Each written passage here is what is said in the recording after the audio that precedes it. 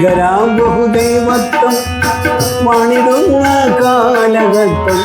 ഭീകരാം ബഹുദൈവത്വം വാണിടുന്ന കാലഘട്ടം. 5.25 ഉറുപ്പിയും വെറ്റില, പിന്നെ ചന്ദനത്തിരി അത് വെച്ച് 5.25 കൊടുത്തന്ന് കുറേ കൊല്ലം മുന്നായിട്ട്.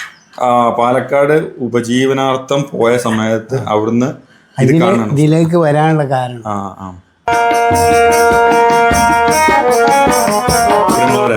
നമ്മൾ ഇന്നുള്ളത് നല്ലവൻ മുഹമ്മദ് ഖാന്റെ കൂടെയാണ്. നല്ലവൻ മുഹമ്മദ് ഖാൻ നമ്മുടെ ചാനലിലേക്ക് നിങ്ങളെ സ്വാഗതം ചെയ്യാണ്. 5 സ്റ്റോക്ക് ആൻഡ് ട്രിപ്പിലേക്ക് സ്വാഗതം ചെയ്യാണ്. നല്ലവൻ മുഹമ്മദ് ഖാൻ എൻ്റെ നാട്ടുകാരനാണ്. തിരൂരങ്ങാടിക്ക് തൊട്ടടുത്തുള്ള വെന്യൂപ്പറമ്പിൽ നിന്ന് ഇങ്ങോട്ട് കയറി വരുമ്പോൾ എന്താ സ്ഥലത്തിൻ്റെ പേരെന്താ? പെരുമ്പുഴ വാളക്കുളത്താണ്. ഏകദേശം എൻ്റെ ചെറുപ്പം മുതലേ നമ്മുടെ കുടുംബ വീടുകളിലൊക്കെ പലപ്പോഴായിട്ട് നമ്മുടെ കല്യാണ സദസ്സുകളിൽ തലേ ദിവസത്തെ പാട്ടുകളിൽ നല്ലവൻ മുഹമ്മദ് ഖാൻ അതുപോലെ തന്നെ രണ്ടത്താണി അംസാക്കാനൊക്കെ ഒരുപാട് കണ്ടിട്ടുണ്ട്. നമ്മുടെ കുടുംബത്തിലൊക്കെ പല കല്യാണങ്ങളിലും നിങ്ങളൊക്കെ ദൂരം പ്രത്യേകിച്ച് നല്ലവൻ മുഹമ്മദ് ഖാൻ്റെ ഒരു ഡ്രസ് കോഡുണ്ട്, ഈ തൊപ്പി കൊണ്ട് തന്നെയാണ് നല്ലവൻ മുഹമ്മദ് ഖാനെ നമ്മളിങ്ങനെ പലപ്പോഴായിട്ട് ഓർമ്മയിലുള്ളത്. മുഹമ്മദ് ഖാൻ ഏത് കാലം മുതലാണ് ഈ ഒരു സംഗീത വേദിയിലേക്ക് വരുന്നത്? 18 വയസ്സ് മുതൽ. പാലക്കാട് ബിസ്ക്കറ്റ് ബേക്കറിയിൽ അവിടെ ജോലി എടുക്കുമ്പോൾ അവിടെ ഒരു ഉസ്താദുണ്ട്, സായിബാജ്.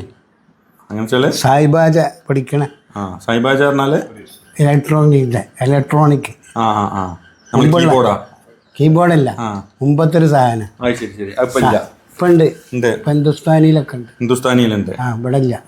പാലക്കാട് ഉപജീവനാർത്ഥം പോയ സമയത്ത് അവിടുന്ന് ഇതിലേക്ക് വരാനുള്ള കാരണം അപ്പൊ അടുത്തൊരു വീട്ടിലേ ഇദ്ദേഹം അങ്ങനെ ഇരുന്ന് വായിക്കും.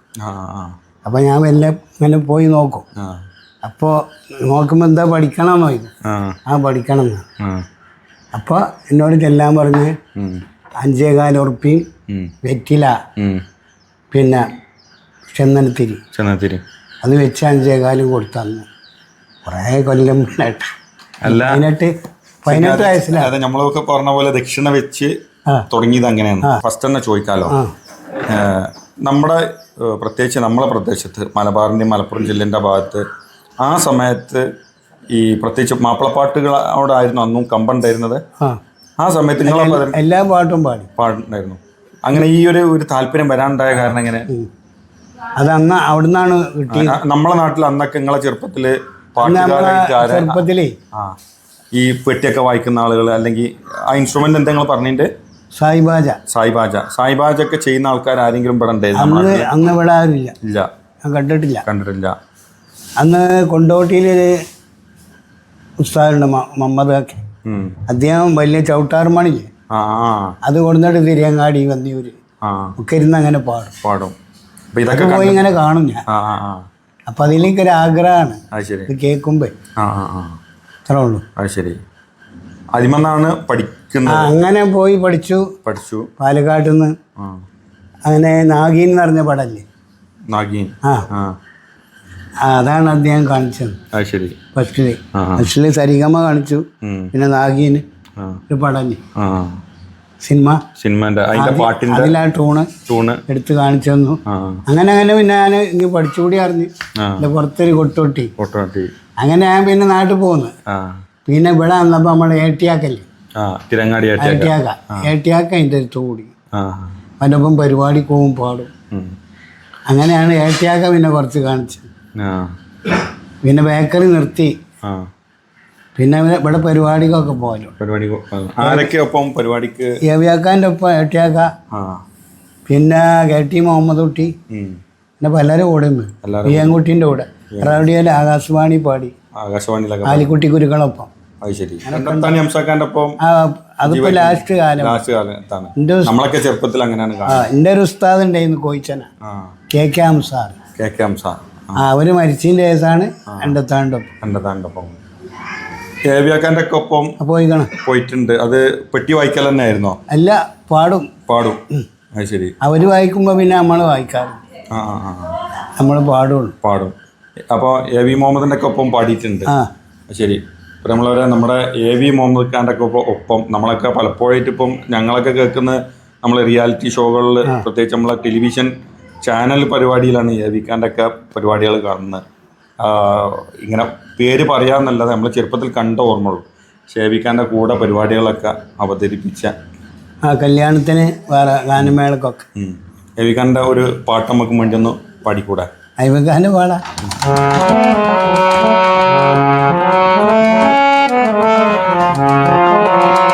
അകലോകക്കാരണമുത്തൊളി യാറസൂലേയെന്ന് ആദിജ്യോതി പൂരണമിത്തൊളി യാറസൂലേ. അകലോകക്കാരണമുത്തൊളി യാറസൂലേയെന്ന് ആദിജ്യോതി പൂരണമിത്തൊളി യാറസൂലേ.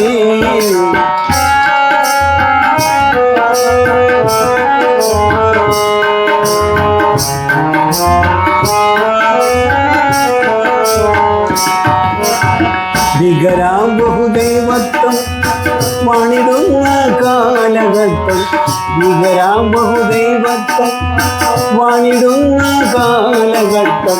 വീര്യമുള്ള മനുഷ്യത്വം വേരറുത്ത സമയത്തിൽ എത്തി മരുഭൂമി മക്ക നാട്ടിൽ ആശിം കുറൈശി വീട്ടിൽ അലങ്കാര മുഹമ്മദ് നീരൊളിവാലി. അകരോഗ കാരണമൊത്തൊളി യാറസൂലേ എന്നും ആദിജ്യോതി പൂരണമിത്തൊളി യാറസൂലേ.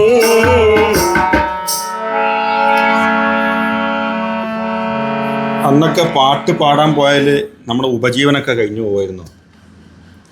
ഇന്ന് സത്യം പറഞ്ഞ പാട്ടൊക്കെ പാടുന്ന മാപ്പിളപ്പാട്ട് പാടുന്ന ആളുകൾ സോഷ്യൽ മീഡിയയിൽ നല്ല സെലിബ്രിറ്റി എന്നൊക്കെ പറയാല്.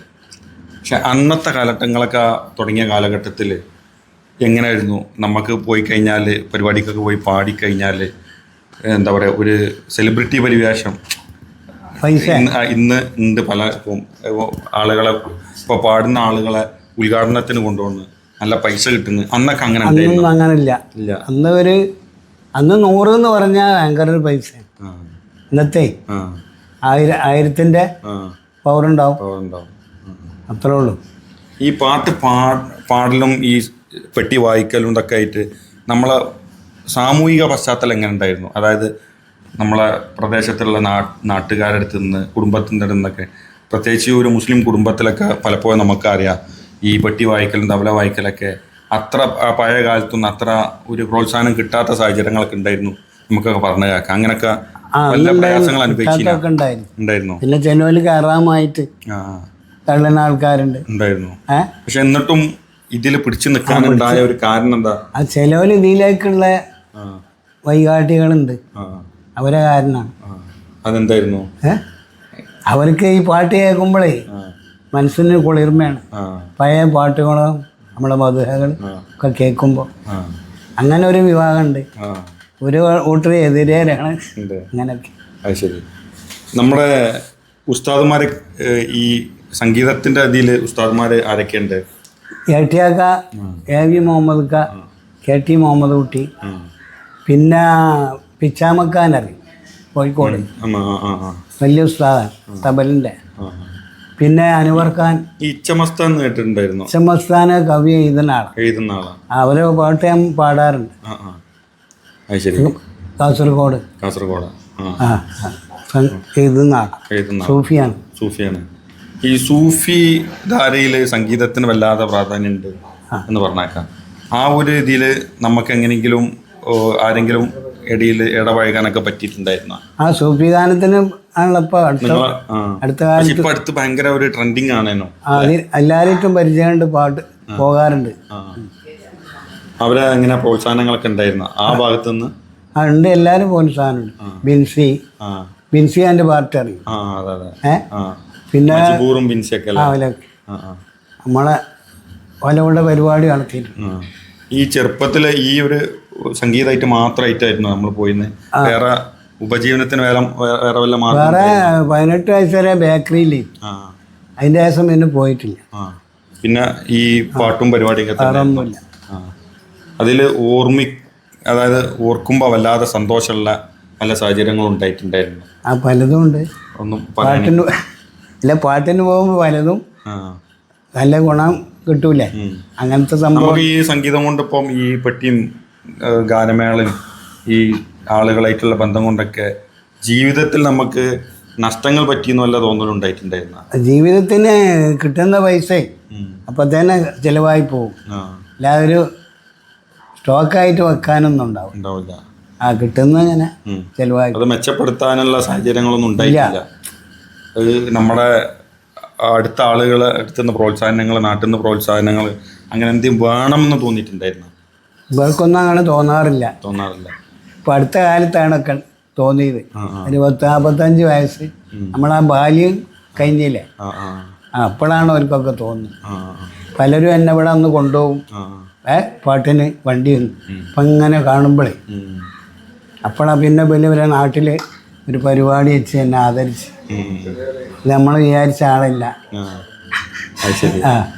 ഇപ്പം ഏകദേശം 40 വയസ്സിന് ശേഷമാണ് ഇങ്ങനെ എന്താ പറയാ സാമ്പത്തികമായിട്ടൊക്കെ ചാനലും ഇതൊക്കെ പട്ടൂർമാലൊക്കെ വന്നില്ലേ, അതൊക്കെ ഞങ്ങൾക്ക് കുറച്ച് പ്രായമായവരെ വന്നത്.